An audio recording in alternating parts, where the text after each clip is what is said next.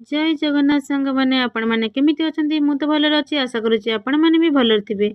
मु आज पोळा माछर रेसिपी बनेइबी आपण मैंने मो वीडियो को देखुतांतु आ मो सांगरे साथ दियंतु। देखुन सांग मैंने मु एटी माछ भाजिली माछ भाजी की रेडी कर देलुनी। देखुन सांग मैंने एटी मसला सब सजाड़ी रखी देइछि। देखंतु एटी सब बाटी सेलनी मसला। देखुन तेल ताती गलानी चीनी टिके पके देवा कलर हवा पेंगा तापर पियाज टिके काटी रखिल ताको पके देवा पियाज हे गला परे टमाटो टिके पके देकी लंका गुंड टिके चिल्ली पाउडर टिके पके देवा कलर हवा पेंगा तापर मसला जो बाटी रखिल ताको टिके पके देवा हल्दी गुंड टिके पके देवा।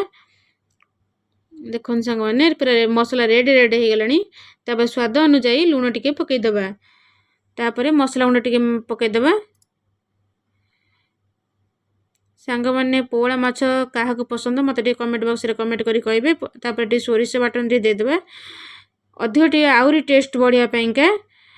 तापर देखंतु एटी पानी देला परे पोळा माछ टी पके देगी आउ टी स्वाद बढ़िया पाइंका आंबुल टिके पके दे ओ हो देखंतु सांग माने टिके गरम मसला टिके छिंची देबा तापर काटी के रखिथिल धनिया पत्र टिके छिंची देबा आउरी स्वाद बढ़ी जीवो। देखुन सांग माने मोर पोळा माछ रेडी हे गलानी रहिली सांग माने जय।